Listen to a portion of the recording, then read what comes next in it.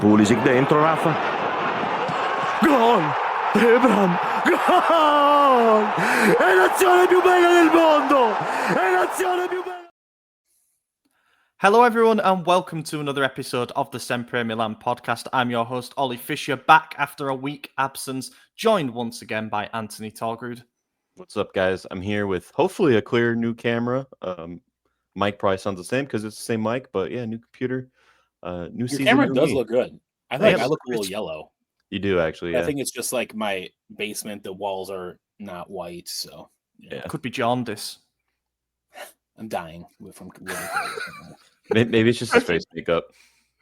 Yeah, it could be. Yeah. I did Matty? like wipe some Cheetos on my face. So Yeah, good. We've got the gang all here, which is fantastic. I didn't appear last week, and neither did you two. It was a bit of a I don't know, change in setup, shall we say, because Lorenzo and Stefano took on the main pod. So the B team stepped up. Thank you very much to them. The reason for the absence was that I was in America knocking back beers with Mr. Torgrud over there.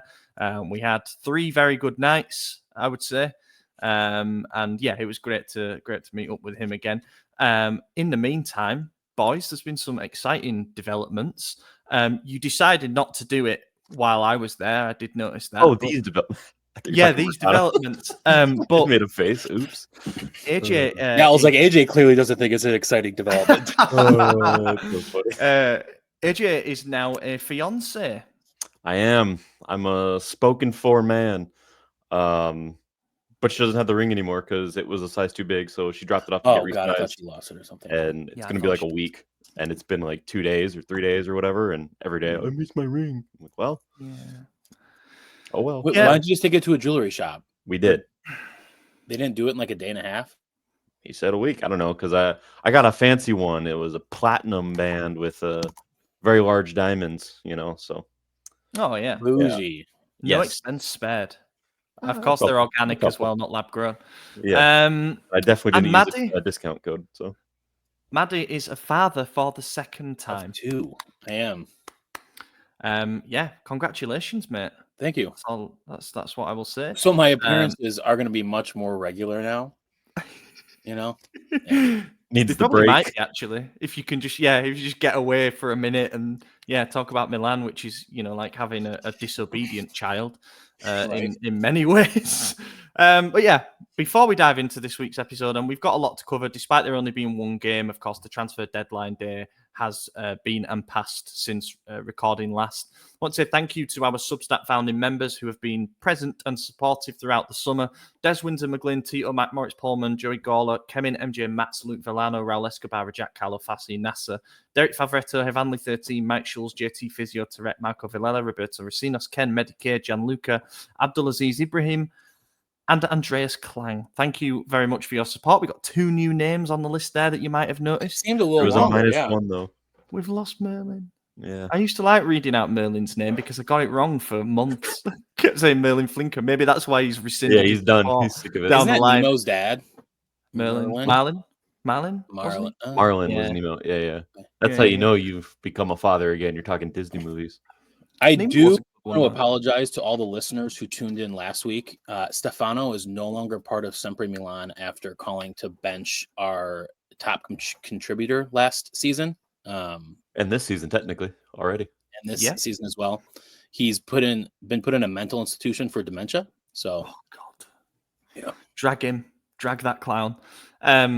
Also, yeah, was it Stefano or Lorenzo did an impression of my accent that was, both I think it was insulting Lorenzo. and accurate. Lorenzo did it for about 3 seconds and then started laughing. So, Yeah. It Hey, was a guys. combination of being spot on and also what the fuck, Yeah. So, Yeah. anyway, over on the Substack, and I'm going to plug one article above all as I do this time at the end of every window. Isaac has gone to great lengths to do a financial breakdown of the 2025 summer mercato. If you count, even what you'd consider fringe operations, such as the player who came on against Lecce, the game we're going to talk about, Milan made 40 moves during the summer window, which is absolutely crazy. Of course, some of those are more high profile than others. What Isaac's done is broken down the financial impact of each and where the balance sheet stands at the end of it. And the result of it is quite surprising. A lot happened, and the accounts have changed a fair bit as a result. That's all I'm going to say. Go read it. Reminder: you could try 7 days for free. So if you think about signing up and you want a taster of an elite article, then go and check that one out. The most recent pub chat Isaac, Lorenzo and Stefano recorded was a reaction to the mercato. We're going to be giving our own take on all of the business that took place as well. But those guys rant and rave there for 53 minutes about everything that's happened. And believe me, there was a lot to dissect. You two boys did a bonus pod breaking down Christopher Nkunku, who became actually the most expensive signing. You've forgotten. Yeah, well, it was on August 29th, so what's that? That was like last Thursday or whatever. So yeah, go check that out. You guys spoke about the latest edition from Chelsea, and there's been a few of those too. There was also a pub chat on the number 9 role, which obviously we know that we didn't really go on to fix, but we still don't have anyone wearing 9, right? No, we don't. No, I don't think Nkunku's going to take it. He took 18, I thought. Yeah, just wait for Santi to switch now. So that's it. Let's dive in, shall we? We are going to talk about the Lecce game first. Now, the Cremonese game obviously wasn't on last week's pods, and neither were you two boys, so we didn't get to tear strips off the lads for this one. An embarrassing opening day defeat against a newly promoted side. I did sort of mention in the preview that there was a chance that they could make it very difficult for us, and fucking hell, they did, but we made it difficult for ourselves too. So we lost that one. It's on to round 2. An early must-win game. Round 2, and you're thinking, if we don't go and win against another one of the relegation favourites, we are already in crisis going into the first international break. Cremonese game, I saw about 30 minutes of in total. We landed a little bit late, and then I was going through passport, and US passport control does not fuck around. You are not allowed to use your phone when you get near it. So I didn't see as much of it as I hoped. Probably a blessing in disguise. But I saw all of this game against Lecce. And yeah, the job was done, but it was not pretty. Sorry. Did you let them know that you are Oliver Fisher, host of the SempreMilan podcast, and it's utterly important that you watch the game? I should have done, shouldn't I? I should have gone fast. You should have name dropped for sure. Yeah, I should have. Yeah. Well, the guy saw my passport and he was like, "Why didn't you come up earlier? Would you just let you through?" Because he recognised my name. But yeah, anyway. Didn't get to see us lose to Cremonese. Got to see the highlights, obviously, in the Bashirotto flex. And we picked out before we met up that night, actually, the night of the games. So I got you to just fill me in on what happened in the game. And yeah. Or what didn't happen. Yeah, I drank my sorrows away. Yep. Nice buffalo burger that night. Yeah. Lecce. Anyway, we did the job. We got the job done. We had 2 disallowed goals before the goal that ended up standing. RLC, who is part of the England squad. Holy shit, where did that come from? He scored the winner in the end with a header, and then Puli kills it off late on. Who had disallowed goals? Santi had one. And Gabbia. Gabbia, of course. Santi around the hour. Yeah, I mean, let's talk about the Gabbia one first, because that would have been the perfect start. I flip-flopped on this particular decision. I would say that at first I was like, bollocks. If you're calling that off, the game has gone so soft, because it has. You see that kind of interaction inside the box every set piece. So you have to call it every time, or you don't call it at all. How many fouls are there on attacking players for set pieces that don't get called? But the moment it becomes a goal, all of a sudden the goalposts change on what's considered a foul or not. And then I watched it back and I was like, he maybe has got. He's been a bit silly there. The moment he hits the deck, it's going to be called. And now I'm back to it's soft. Yeah, my issue with it is, as always, consistency. We saw the next day, I believe, Inter Udinese, there was a pull that was just as egregious, a 2-armed shirt pull that led to a goal that didn't get called off. So, I mean, I think it was a very soft push, to be honest. Yes, you see 2 hands, so it is a foul. It's not allowed. And it's hard to say that it's the wrong call, because by the law of the book, it's a 2-handed push. It's a foul.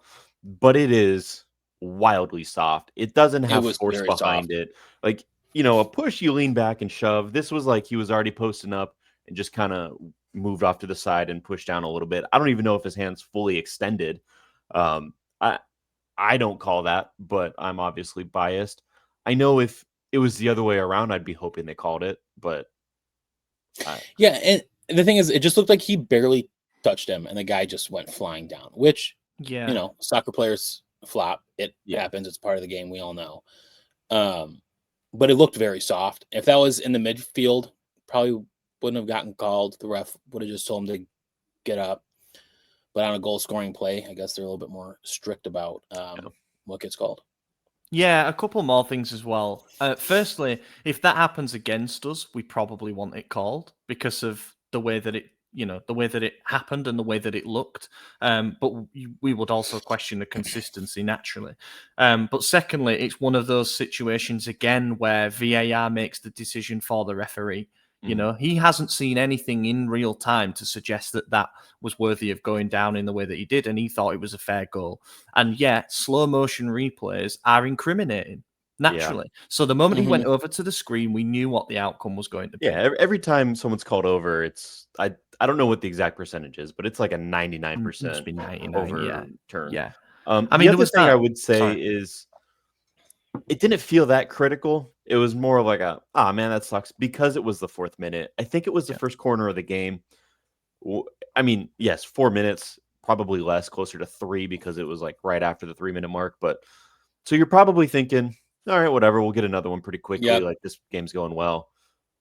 But And then it didn't. It took a while. And then we did get that second one at around an hour. And that also got called off. And no, he was offside, right? It was an offside. Yeah. Yeah. By a offside foot. is hard to argue with. Yeah. But like Santi had like 2 previous one-on-one chances and missed them both. Yeah. I don't know if they were before. One might have been after, but yeah.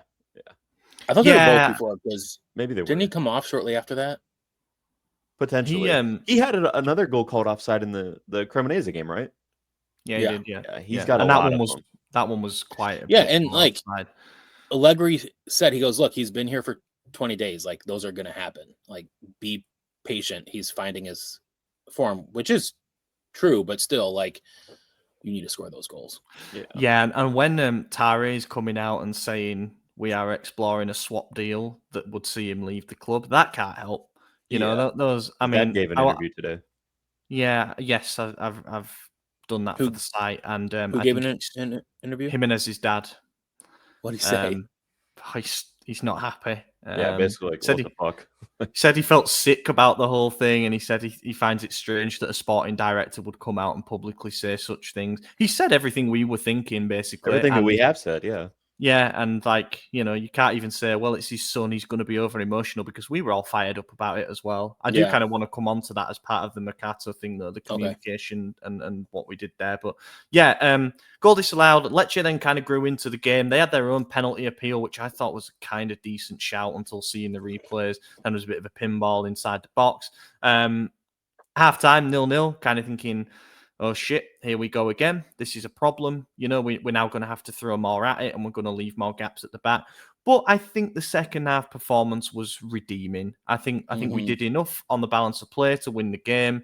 And yeah, the offside goal from Santi, the missed chances happen. The one-on-one where he drags it wide of the far post, I think he should go near post, but probably a little bit rusty. The other one wasn't as easy as chance, I don't think. And then the goal that he scores that side, he is literally a step offside, and he actually takes the touch well and finishes well. So I was almost encouraged by that. He's right on the line of the last defender, but marginally over, and the finish was good. That shows me there's something in there. He's still switched on in that sense. And then, a Modric set piece for the opening goal. Lovely floated ball in. RLC using his height. Nice glancing header into the top corner. Not going to lie, I was scanning the replay to see who'd gone offside, because that just I was too. They did review it, didn't they? Yeah, they did. Yeah, they did. Yeah. I thought it was for a foul though, or was it for offsides? I think it was for offside, but he was fine. He was absolutely fine. I know you said the second half was a better performance, and obviously we scored 2 goals and we won, so yes, it was. But I didn't feel comfortable in this game until the moment the second goal went in. I was just so confident that we were going to concede. We didn't, so that's good. In fact, I put a silly parlay down just for the shit of it, and one of it was it was going to be more than 2 goals, both teams scoring, Puli goal or assist, and Modric goal or assist. So the only thing I didn't hit was them scoring. Would have been nice if they got one in stoppage time after the nerves went away, and I was like, cool money. But yeah, it was nerve-wracking. I really didn't feel confident, especially after the Santi goal got called off. I was just like pissed and defeated. And then when we went in with the next goal, I was like, I don't know if this is gonna stand. It did, obviously, so we were good to go. But I mean, I don't know how many corners they had. I guess only 4. I got the stats up on the other screen, but Yeah, I felt like they had a lot more than 4. And I didn't feel confident with that because their defense is so suspect. I think it was just a dreadful game to watch, so it felt like everything was happening against us. I think they had a couple of wide free kicks, definitely. Where I was Maybe that's what it thinking, was, yeah. I was thinking the same thing. But yeah, I mean, they nearly drew level as well. There was that Stulic shot that Maignan saved fairly well. But I mean, yeah, there's not much to hyper analyze here. We played a team that should be down the bottom end of the table, and I guess we found a couple of moments of quality in a sea of shit. I guess in terms of substitutes, the one that's worth mentioning is Balentien, who only signed a few days before. He nearly, I say nearly, he's completely fucked the shot, but he could have had a moment, man. Like, he got free on the left side of the box, and when he put his foot through it, I was so ready to hit the roof. But it was a powerful shot, though. It was, yeah, he got some power behind it, definitely. But what is the name on his jersey? What is it? It begins with a V, doesn't it? I think he's got his first name on his back. Could be wrong. Yeah, well, I don't know. What did you just call him? Balentien. Okay, so that was my understanding as well, that it was something like that. FOTMob has a guy who came on named Cheveyo Mole. Cheveyo Balentien is the name I've got here, but that is probably okay. It'll be like a given name if he's of a certain origin. There's not much on his Wikipedia page, I can tell you that much when I was researching him. He's just got his name, so it's probably like a given name or whatever. Okay. But yeah, that was something. Changes. I thought Richie came on and actually injected a bit of something, a bit of urgency into the midfield. It's almost as if he should have been starting this entire time. I can't even really remember the other. He brought on. He brought off Loftus-Cheek and Salamakers. It was. I remember thinking Cooley was the only one. Yeah. But yeah, look, it was done. It's one of those where game of margins. First goal stands, we could be looking at a 4-0, 5-0.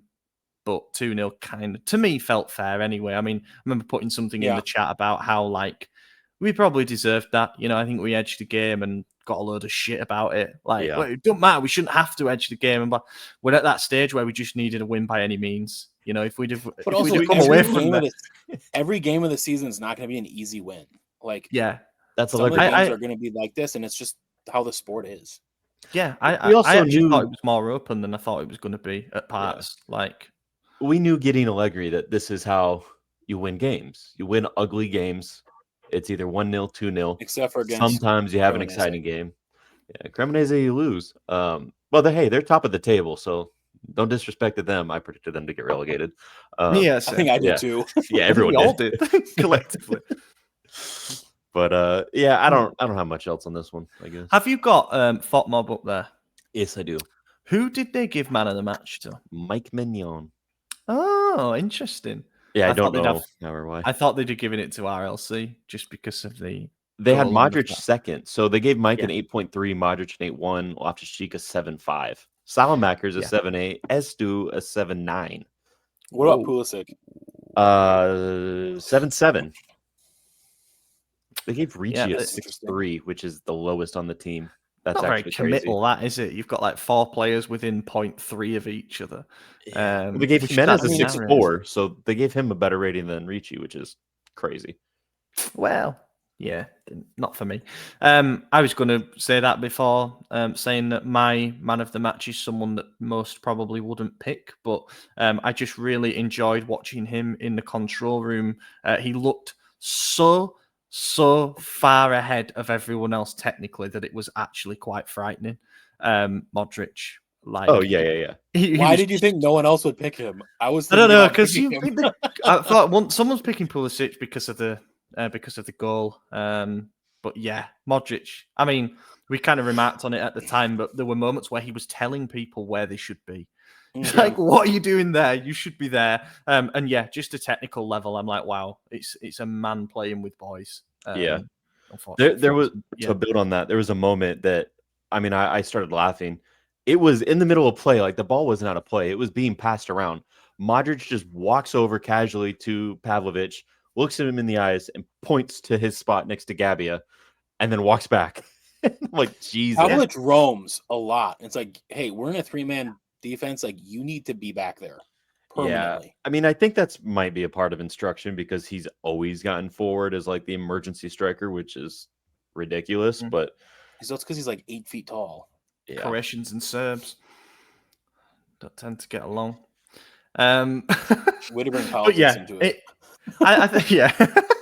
I think positionalism is something that we are going to. Nationalism. I think positionalism is something that Allegri Is that a trying word? To It is in the Oliver Fisher dictionary. it's a I like football. yeah.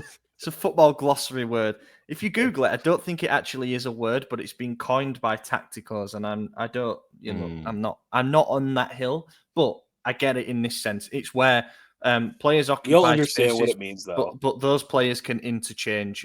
Pep's teams are obviously really rigid, so that no wait, positionalism is what Pep does. Relationism is what Allegri does, and that's where players are kind of free to change positions to cause confusion. We've seen it a bit under Pioli, with like inverting fullbacks and all that.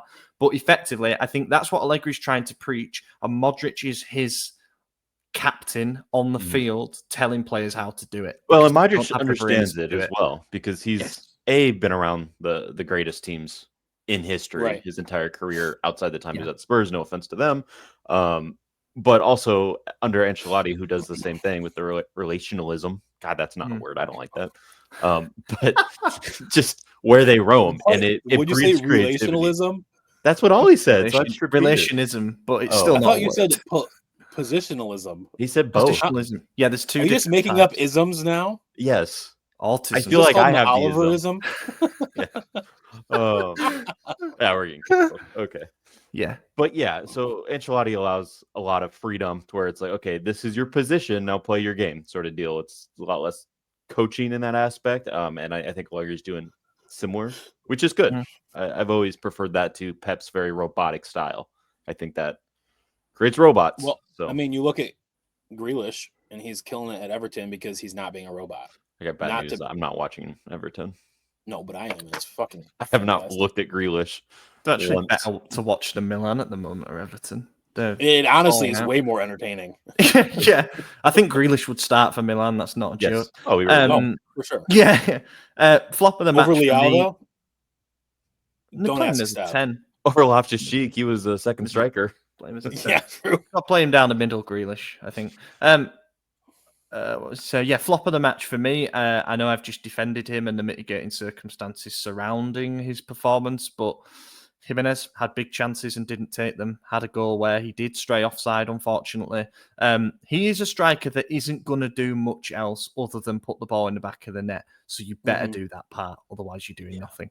Yeah, look, he's not a very technical guy. His first touch is bad. He's slow. He doesn't have the So build-up left-footed. play.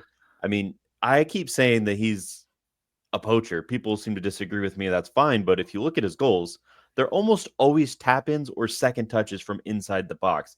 He's not building up play. And when he does, it's an assist because he gets the ball and immediately has to pass it. He's just not quick enough. And that's fine. I actually like strikers like that, but I like it when they're just in the box. And the way we've played the last 2 seasons hasn't allowed that for him. And then this game, he was in the box with those opportunities and he still fluffed them. So I know there was a lot of bullshit pressure going on with the pre-match comments and everything going on surrounding him, the arrival of Nkunku and the thought of Dovbyk. So I know he probably had more on his mind and it was like the highest pressure he's had since arriving. But in a vacuum, he's the flop of the match for me. Yeah, and we're playing a new formation. Like, I don't even think we played this in preseason. So it's like, what are we doing? Did we? No, It I depends on who you ask. I mean, that's the other thing with Allegri is that every single stat analyst program has put out a different formation. And we don't even put out an official one because we just list the names. So I like that. Last You can't season, get it we wrong made if the you do it that way. mistake of- So yeah. We made the mistake of, quite literally listing the formation that we were playing, but that's out of the window now. Yeah, I mean, I in think Santiago's preseason, a good flop, but I have to stay consistent. Even Don't though he had say it. He was the best on the field. if you dare. I don't know, won't say it. He just spent more time on the ground than on the field. Laying on the field than standing on the field. Do you know what, though? That foul for him, which then led to the opening goal, it could have been a red for me. Could have been. There was, Yeah. he was pretty cynical, you know. You meant to make a play for the ball, and it wasn't there. No. But he kind of like the Chow one on Lovrich, was it? You know, that bullshit one that got called last season. But anyway, yeah, on the formation thing, one thing I would say is I think it's really hard to pin it onto one formation we're playing all the time because we're playing two massively different shapes on and off the ball. But when we're attacking throughout preseason and in the first 3 games, we've played a 2-3-5 in possession. And I saw that again. You know, it didn't even change with the subs. So that's what we're trying to do. We're trying to stretch them. We're trying to break down low blocks. We managed to get it done in this particular game, but against Cremonese, we found some problems doing it. So I think we need a bigger sample size before we can figure out if it's working or not. Maybe we should sign a natural number 9. Oh, no, never mind. Let's move on let's have it. Let's have it. We've got half an hour to go at this. We're gonna go our man of the match. We also Modric, didn't we? Oh, I didn't know that was it, but that's fair. Mm-hmm. Okay, So so tell you who you're picking. The transfer window has now come to a close. It ended on Monday at 8 p.m. Central European time, which would be 2 p.m. for you lads. Yep. It threatened to be a really busy day with 3 or 4 signings. In the end, Rabiot came, who we kind of knew was coming the night before. We thought we were going to get Joe Gomez through the door from Liverpool once Liverpool got Mark Gahey. That move didn't happen. Therefore, there was a weird triangle going on at one point. I am happy that move did not happen, by the way. I'd rather have him than Udogu. No disrespect to Udogu, but I'd rather someone who can actually play now. Yeah. I think Joe Gomez was going to be Origi 2.0. Oh, I've never noticed the red under this. I've never actually worn this shirt, so I've never seen that. That threw me off. Armpit rash. So yeah, it sounded like Palace wanted Pavlovic to replace Gahey, who was going to Liverpool, to then let us have Joe Gomez. Would we have been a net positive from that deal? I'll let you decide. But yeah, I would have been okay with Gomez because I've seen Gomez, and when he's fit, he tends to look really good. He isn't fit enough. And that is the big concern. But when you get to deadline day, you're left with these kinds of opportunities. While all of this is going on, Inter are signing Akanji. If I speak, I'm in big trouble. And then the other player that we signed was David Udogu, as the Gomez deal ran too long for our liking. Because we hate waiting, don't we? We never wait for anything. We decide to sign this 10 million 19-year-old from Wolfsburg to cap what was an absolutely perfect summer transfer window. Thoughts? I think it started off really well, and then it got really bad really quickly. Just crying with laughter. This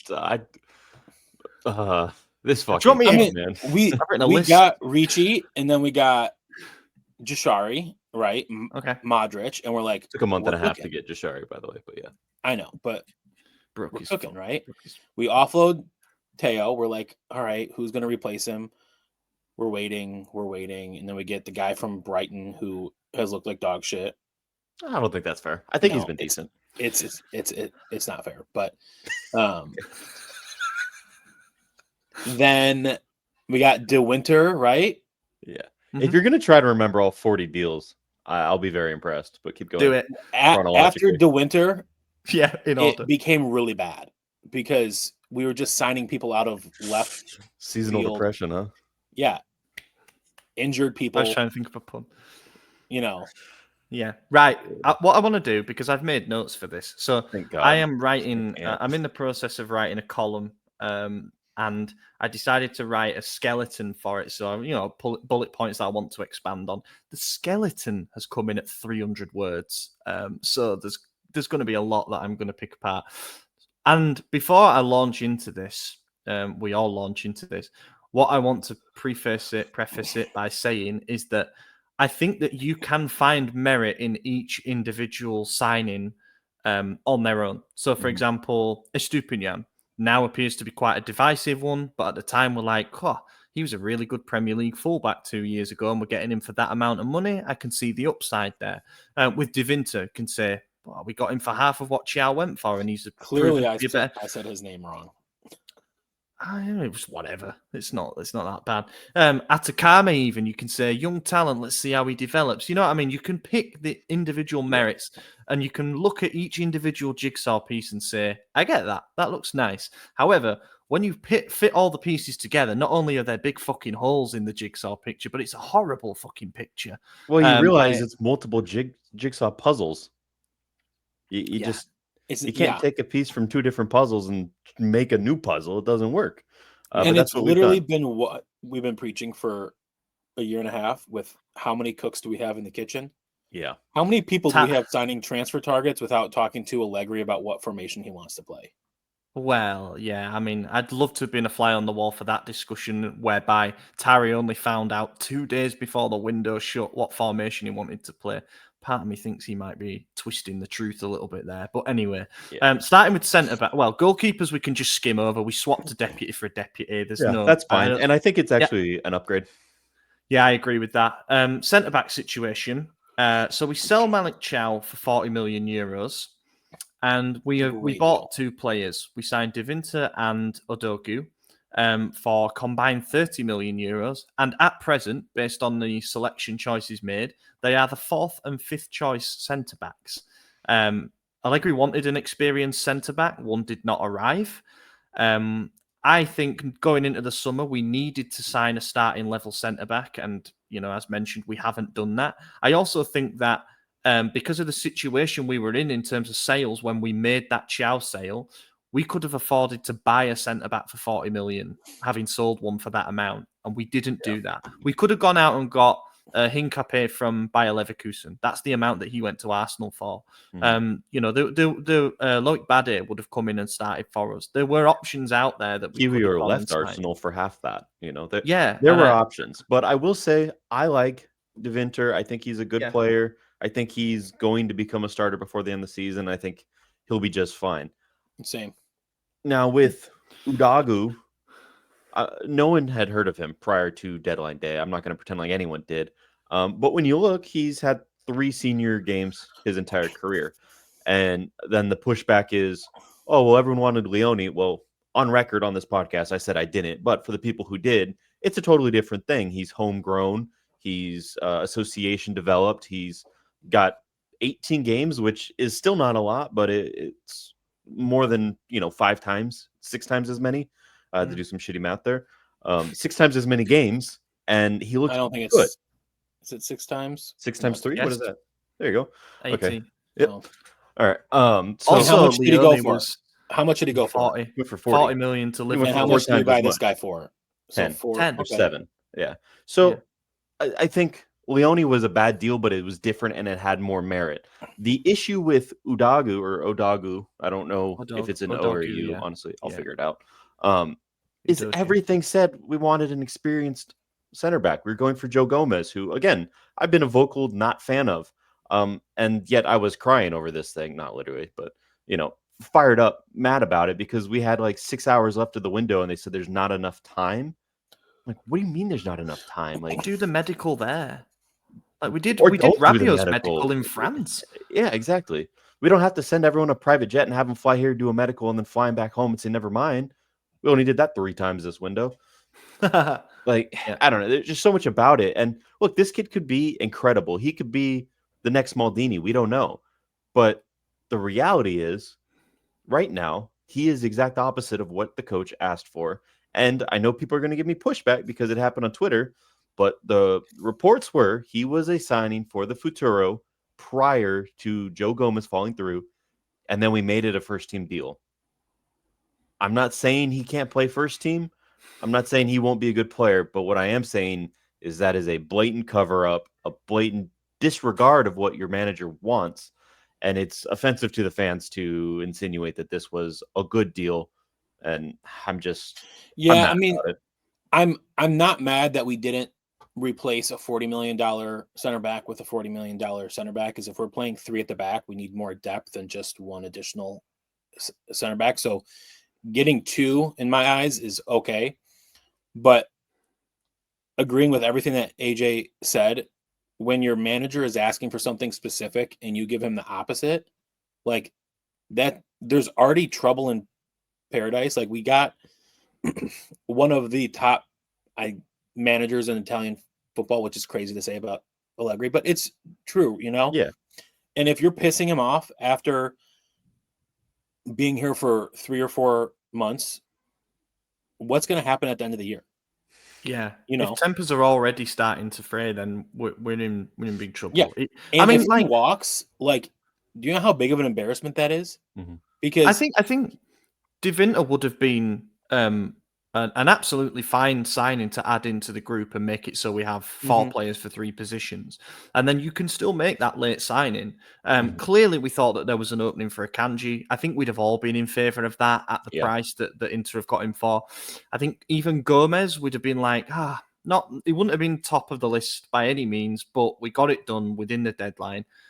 Someone like Jim City was there the entire window.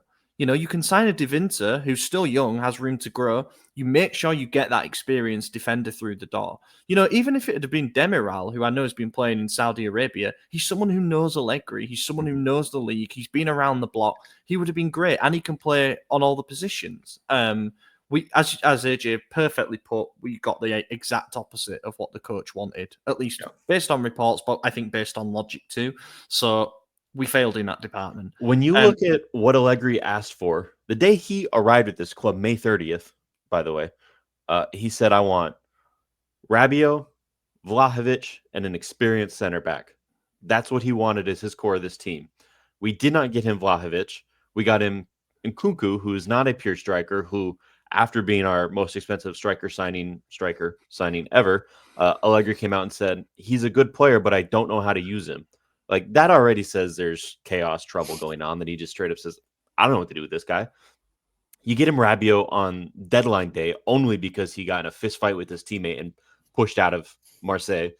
That's not a good look either. Also, I think we probably got robbed on the wages, $5 million per year for 3 years, something like that, with an That's option for insane. 2 more. Yeah, I don't think he's worth that, but whatever. Allegri wants him. Yeah. 3.5. Oh, okay. Maybe I read differently. Yeah. Then, but that's 3.5. fine. Whatever. Which is positive. Yeah. Good news. Regardless, Allegri wants him. I support it, and especially after seeing Fofana the last couple games. But then the experienced center back, we were linked with only 2 the whole window, and we didn't get it either. And one went to our city rivals, which, to be fair, he said from the very beginning, all he wants is UCL. We can't offer that. So it was never going to happen. I thought maybe he went to Inter. It is what it is. And then the other one, Joe Gomez, stayed where he's at because of, the carousel that didn't happen. But there was time to get someone else. And we've proven that we'll make panic last-second signings with zero thought to it. So we couldn't do it at least to fit the profile of what the manager asked for. But we don't have Champions League. The team has been in chaos for the past 12 months. We don't know how many players we may have approached, and they're like, I don't want this. Yeah. It's probably true. Right. I mean, we know it happened with the Kanji. Right. So, like, if there was another if report it happened with him, too, it definitely happened with other people. And I know I keep on bringing up Everton, but David Moyes was like, players are telling us no. Like, they don't want to join us because they were also a shit show for the past 4 seasons. Like, players don't want to join that. And if things go well this season, I imagine next year we'll see higher profile players. But I mean, we got some good players, but like Vlahovic. In no world are we paying a striker $15 million a season, right? Yeah. We offered him 8 or something, right? And he was like, "No." Is that He seemed committed now to seeing out the last year of his deal and getting his 12 million net, which I think is, if that was his stance on the last day of the window, then it's been his stance throughout. And that's why I said, like, a month into the window, if nothing's shaken loose on that yet, then it's probably not gonna, because Yeah. everyone's apparently wanted to find a solution, and yet nobody was willing to take the necessary step. The only reason I think there was some concessions is how often and consistently Allegri was asking for him. Like, surely if they went to him right away, they said, okay, yeah, let's get your guy. We have an agreement with Juventus, and Vlahovic says, I'm not taking less than my 12 mil. They tell Allegri, look, we can't pay him 12 mil. Our structure is someone this, pick another person. But he never did. He kept going back. So either Allegri's stubborn, which, okay, fair enough, he is. Or there was some room.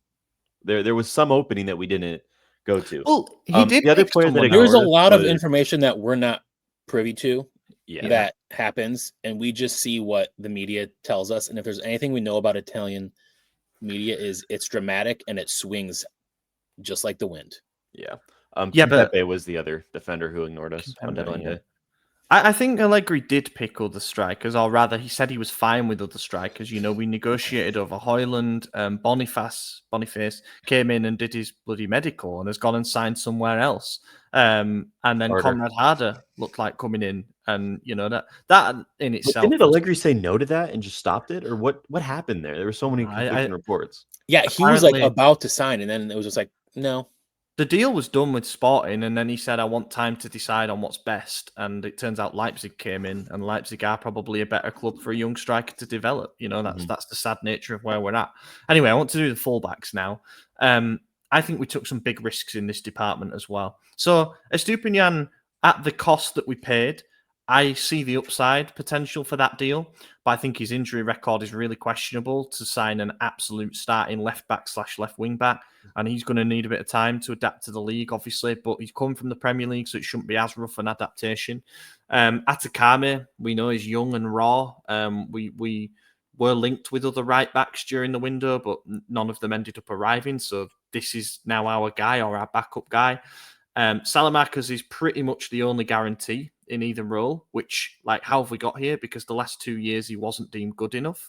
I think he can become very useful this season now, but let's not pretend that, the last 2 years didn't happen when he was deemed only good enough to go out on loan.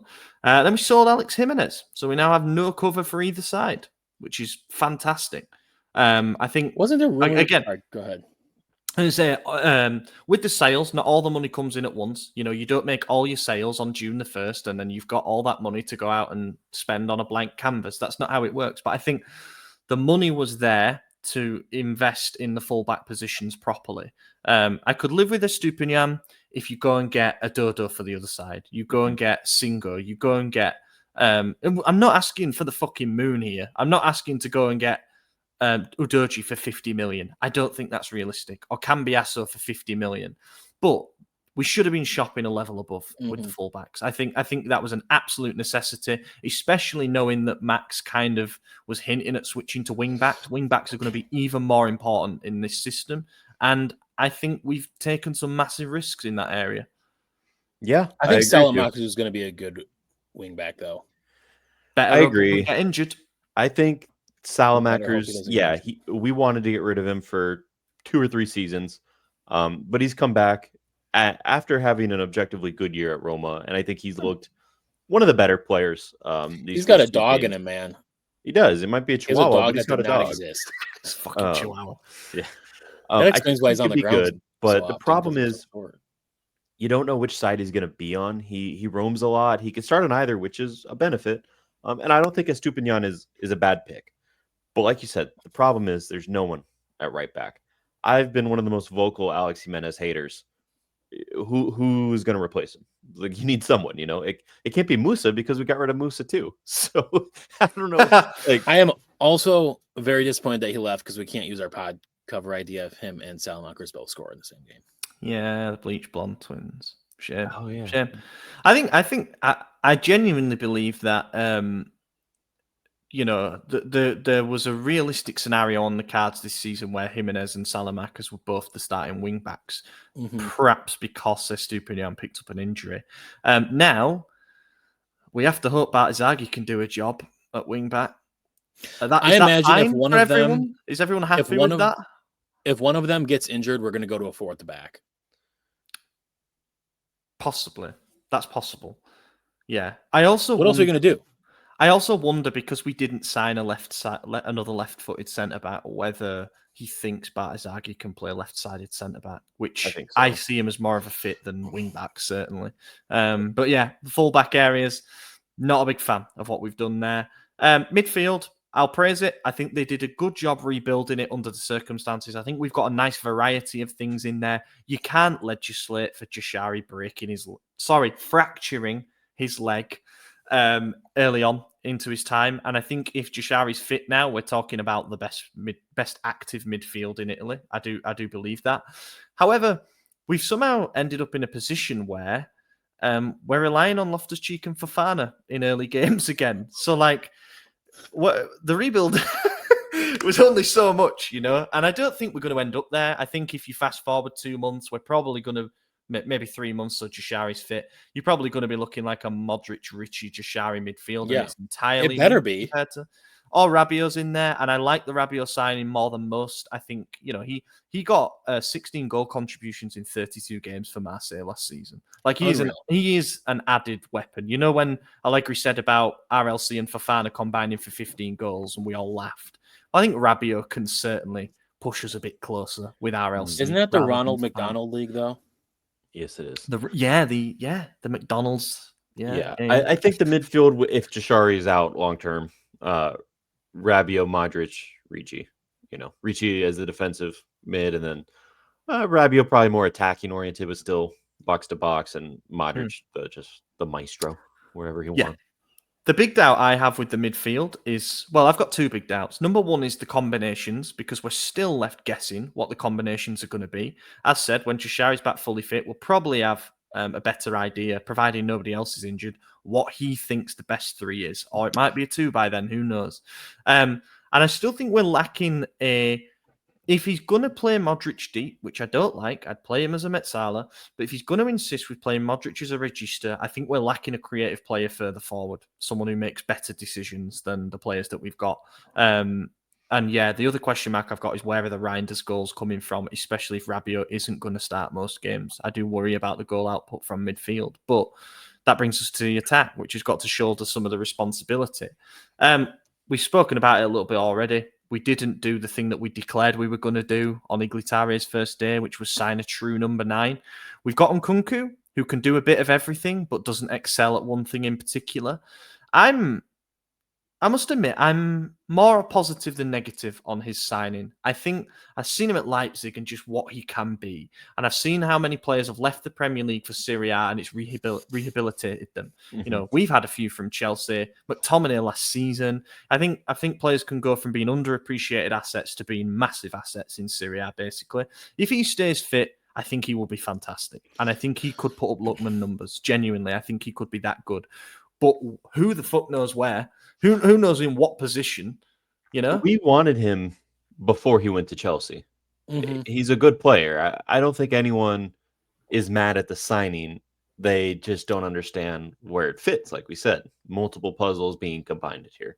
That's the issue. And I think I tweeted this on deadline day, but the main problem with the way this window's gone is the fans look like we don't like the players. Like you said, there's merit in every single one of them. There's nothing that any of these players, even Odagu, there's nothing any of them have done that I say, I don't like this player.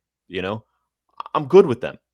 The problem is, it's not what we should be getting. It doesn't fit our system that we've created or pretending we're having. It doesn't fit the manager's desires. It doesn't fit the needs, the wants, the anything. And the outgoings are so many that it's not being replaced correctly. Mm-hmm. And the frustration is not at Nkunku. It's at the management. Furlani, Redbird, even Iglitare, Zlatan. All those guys are the ones that we're mad at when we get mad at an Nkunku signing. They brought us our most expensive striker signing in club history. And it was met with protest because it doesn't make sense for the system that we play. It's not that we don't want him. The guy could score 30 goals and, be a world beater. We're all happy. Great. We support him. We want him to do well. course.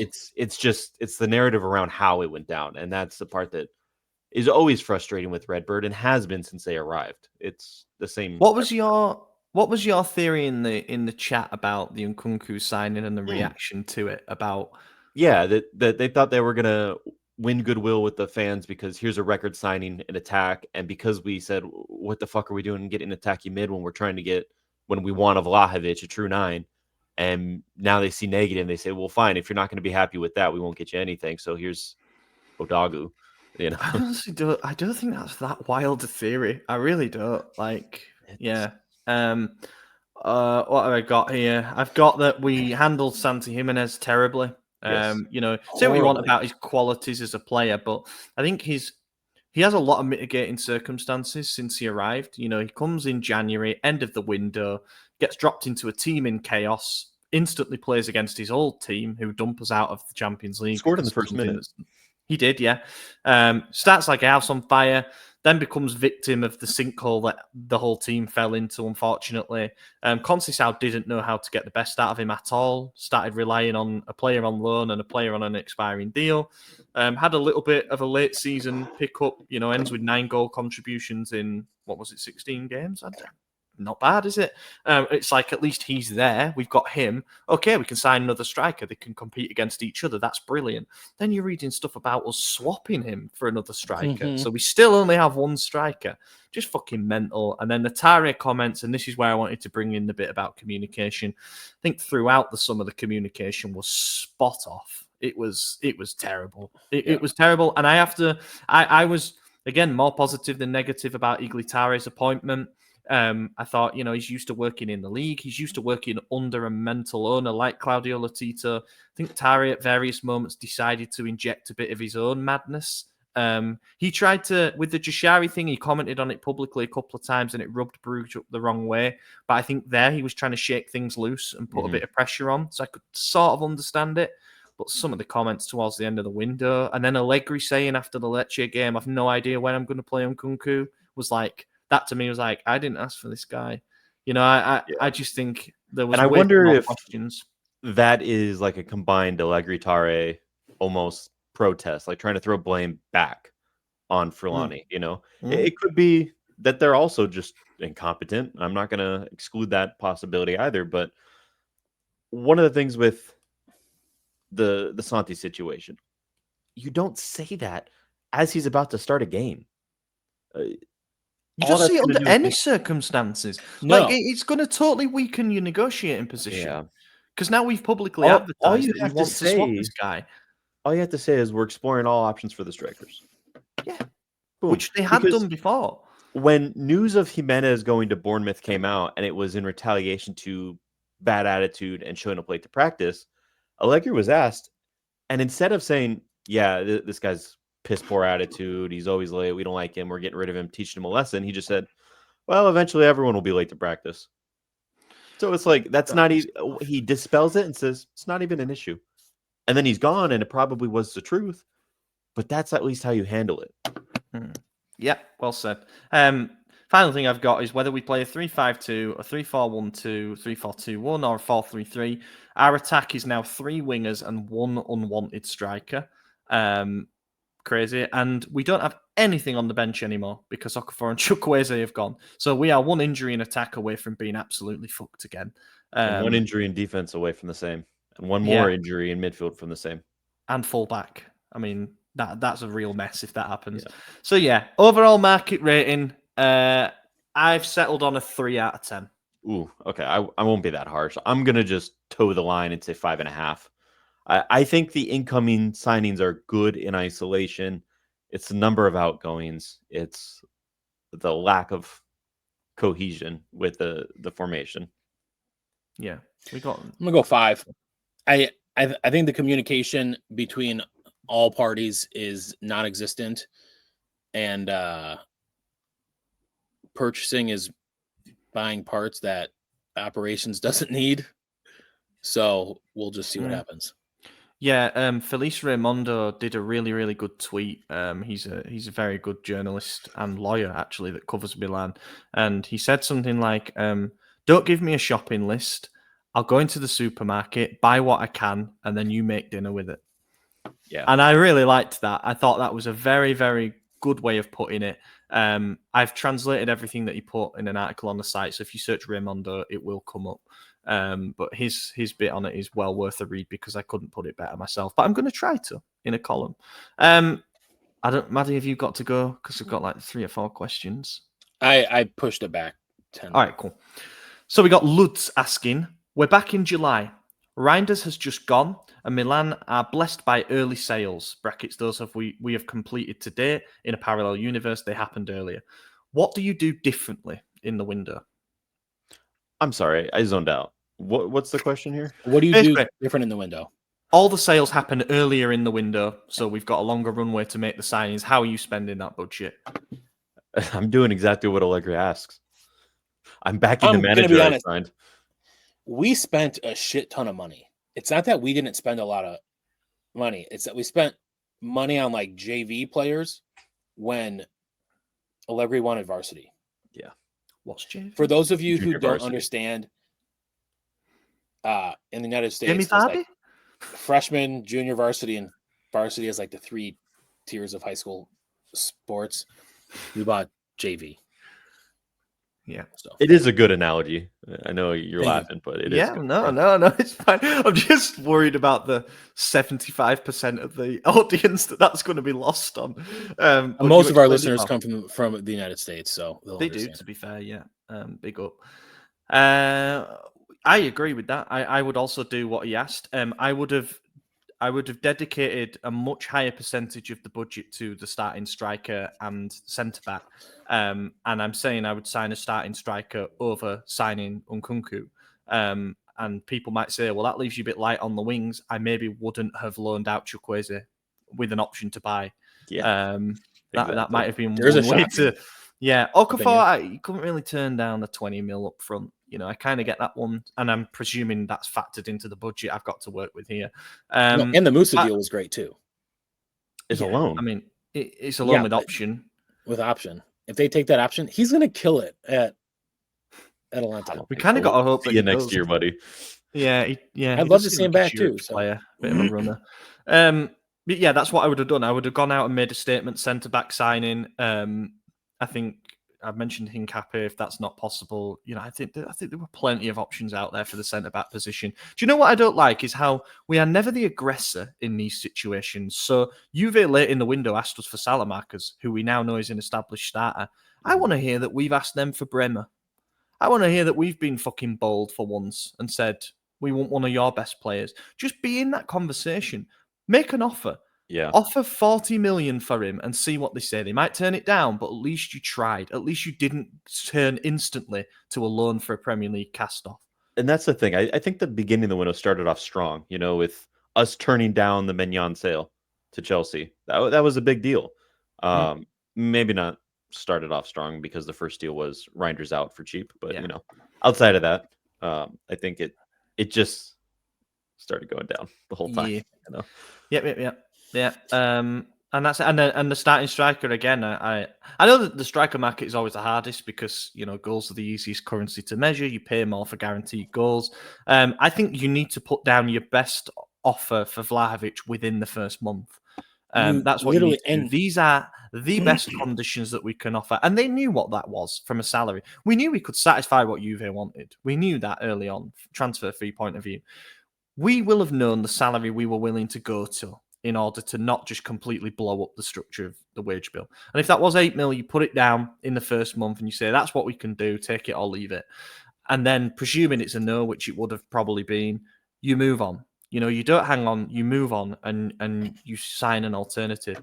And in that situation, that's when you could be transparent and say, we have offered him the most money we can afford for a striker and he turned it down. So we're looking for another target.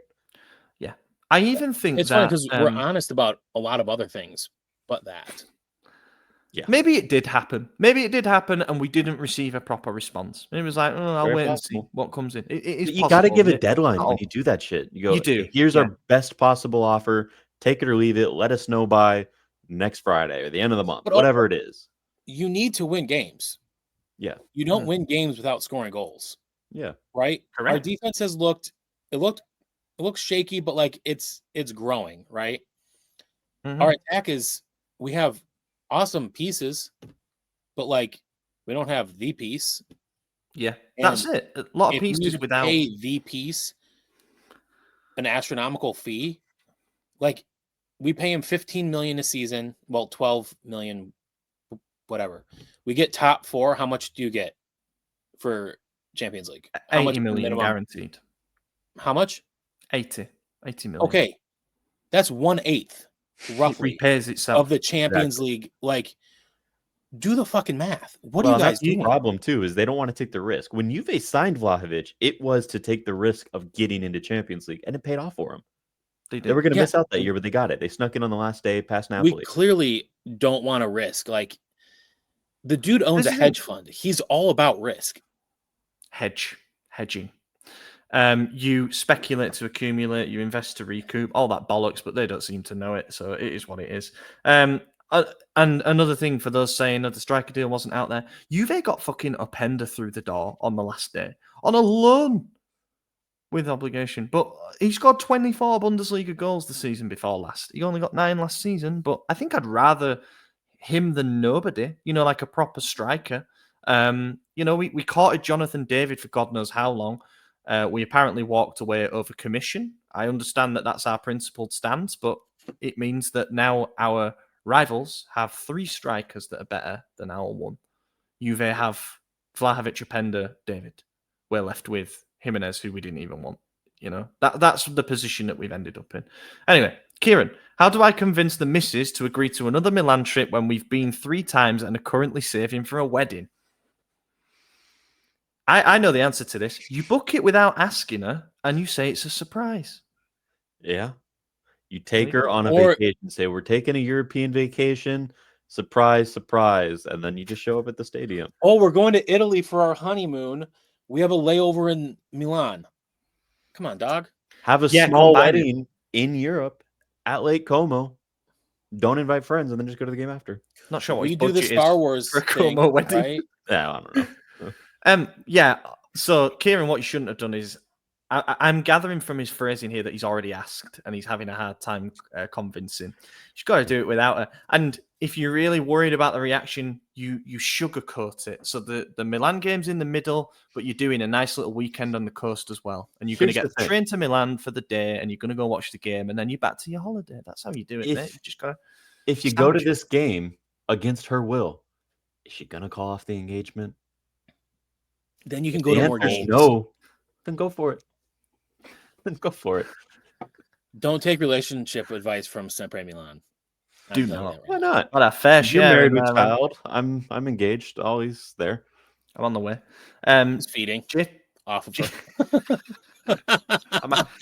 I'm betrothed upwards in the world. JT Physio seems like Allegri is going to have a fair amount of tinkering to do. Fair comment. Where would you prefer our 3-mans to be? You can pick 2 out of playing, 3 at the back, 3 in midfield, or 3 forwards. Forward and midfield. Easy. 4-3-3. That's where you get the most balance for me. Yeah, I do 4-3-3 as well. You throw in either De Winter or Tomori as right back. Gabbia. We'll go Tomori right back, Gabbia, and De Winter as center back. Did I just say that backwards? You know what I'm trying to No, say. you said it right, but it's like, how have we got to a position where we're advocating for Tomori being right back? Yeah, exactly. Estupinian left back, and then Ricci defensive mid, Modric, Rabiot until Deshari comes back, Pulisic, Umkuku, Leao.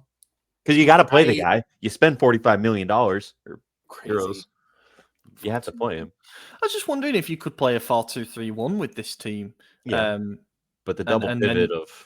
But it's very attacking with Pulisic and Kunku and Leao behind Jimenez. And also, what do we have to bring off the bench? About 50 midfielders. Yeah, I don't know. And then Salamanca's right back. Oh, this will be good. What would I do? Do you know what? I think Valencia. You know what? He looked like he was 6'6". He looked huge, to be honest with you. He could be good. Remind me of Bob Murphy Omaregbe. Trevello Valentino Mule. Yeah, good player. Get him on the back of the shirt. I would stick with the 3-5-2 now because we fucked the window so much that all we can do is play 2 up front. Like we cannot. And play all we with can do 4. is continue to fuck each game with a 3-5-2. Yeah, maybe. How many managers in the past 5 years have tried 3 at the back and it just didn't work? To be fair, they've all done it when we're in a crisis, and it has stopped the bleeding. So maybe Allegri thinks we're just in a crisis from the start. The attack is the problem, and people, kind of brush the Okafor and Chukwueze sales and lack of signings, therefore, under the rug a little bit. But if you play with 3 forwards or even 4 in that 4-2-3-1, there is nobody to come off the bench, not a player. You're throwing a kid on there. So it has to be 2 because we've only got 4. Like, literally, we are forced to play with 2 up front. That's the way I see it anyway. Or you play with 1 if you want. You play someone behind someone, like a 4-4-1-1 or whatever the fuck. But I'm that's where we're at now. And if people, I've seen people abusing me, first of all, for giving a 3 out of 10 rating on Twitter, but I've also seen people giving this window a 7.5. That's odd. How can we be in this position where maybe Tomori right back, maybe we've gone back to a double pivot? We have to play 2 up front because we've only got 4 forward players. Like, yeah, mental, just awful. All right, I'm gonna end with a question from History Teacher Steve, which is a little bit more light-hearted. What's your favorite flavor of ice cream? Ooh, banana pudding. Oh, good. That is also Shannon's favorite flavor. We and get one along. that she was craving while pregnant. Great taste. Maybe AJ's pregnant. Maybe I am. Cookie dough. I'm also. I want to preface. I'm lactose intolerant, so I don't eat ice cream maybe twice a year. But if I do, it's going to be the cookie dough one. Yeah, you might as well enjoy it while you do. Cookie dough's probably my answer as well. On certain days, I enjoy mint choc chip. Mint choc chip. Mint choc chip. Or do you guys have rum and raisin? No. Sounds like something my grandmother would eat. Rum and raisin, yeah. It's really, really nice. That sounds awful. Wow. Yeah. Do you have cider lollies? Okay, let's just end the podcast. Yeah, this is ice cream van stuff. The UK listeners will know what I'm on about, but an ice cream van comes down so all every 5 night people and who are part of the SempreMilan it's team. like a fruit lolly, like an ice pop type thing, but it actually tastes like cider, so like apple juice, really, and it is top notch. Anyway, we'll wrap it up there. Let us know your favorite flavor of ice cream and why Milan are fucked. I've been your host, Ollie Fisher. Find me on Twitter at Ollie Fisher. AJ, cheers for joining. Yep. Don't try cider lollies. Do enjoy your mint choc chip, boys. We're back later in the week for a bonus pod. We're going to be talking about who did we sign? Rabiot and Adogu. Bit of a player analysis on those two. Back early next week with another main pod. In the meantime, keep checking the site, keep checking the Substack, and have a fantastic week.